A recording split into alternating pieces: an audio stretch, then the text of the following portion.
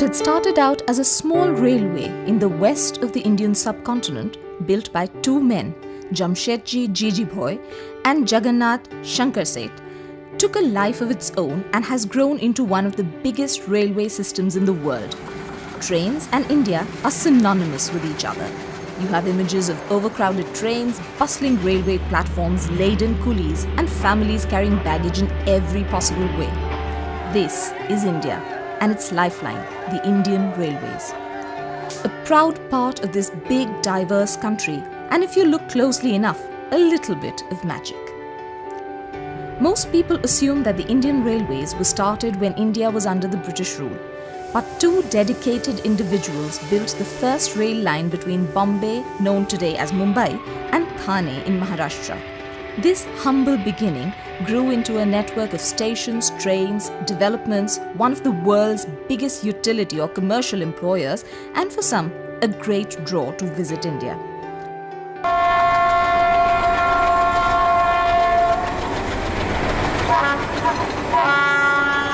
The railways were coalesced into one organization in 1951 called the Indian Railways, after 47 companies united to form this one entity. The Indian Railways are one of the largest in the world, ranking in fourth after the railway systems of the US, Russia and China. With the world's largest democracy depending on the wheels turning, keeping this organization running is a mammoth task.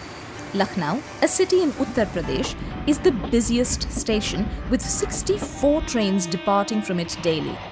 In India, 14,500 trains running daily, the distances they cover equal 3.5 times the distance to the moon. With India spanning over 3,000 kilometers from north to south and the distance from east to west being just over 2,900 kilometers, even a fast train takes a while to cover these vast distances.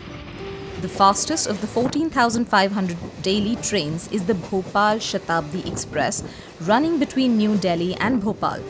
This superfast train clocks a maximum speed of 150 kilometers an hour on the Faridabad-Agra section and covers the 704 kilometers between New Delhi and Bhopal in just below 8 hours. In contrast to this, the slowest train clocking a speed of just 10 kilometers an hour is the Metupalayam-Ooty-Nilgiri passenger train. To truly put the extent of the Indian Railways into numbers would be to combine the entire population of Australia, New Zealand and Tasmania, 25 million people, the number of passengers using the trains of India daily.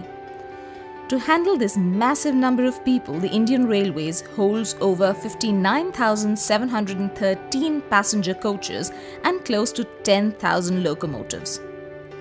With the history of India spanning over such a vast period of time, the Indian Railways comes with its own bits of history.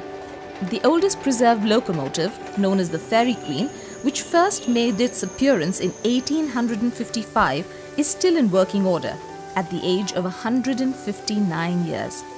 The manufacturing of steam locomotives was stopped in 1972. Currently, the Railways owns a combination of diesel, steam and electric engines.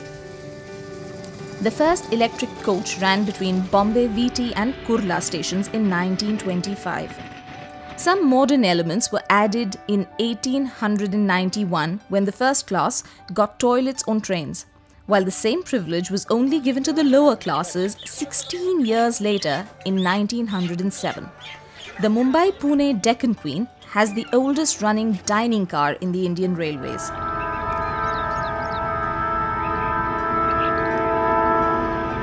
An ever-growing system of trains, tracks, schedules, meals, platforms and maintenance of this employer, noted to be one of the biggest in the country, not only strives to constantly grow but also to better itself.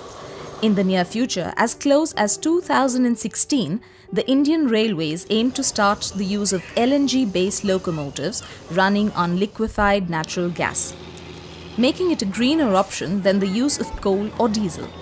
Using non-traditional fuels makes this switch expensive at the beginning but will carry long-term benefits. It is said that India is a land of great diversity of its people, languages, arts, cultures, traditions and history. Spending time on any of the train platforms of this country gives one a mental image of just how colourful India truly is. But at the end of the day, it is the Indian rail system that unifies this vast and diverse nation.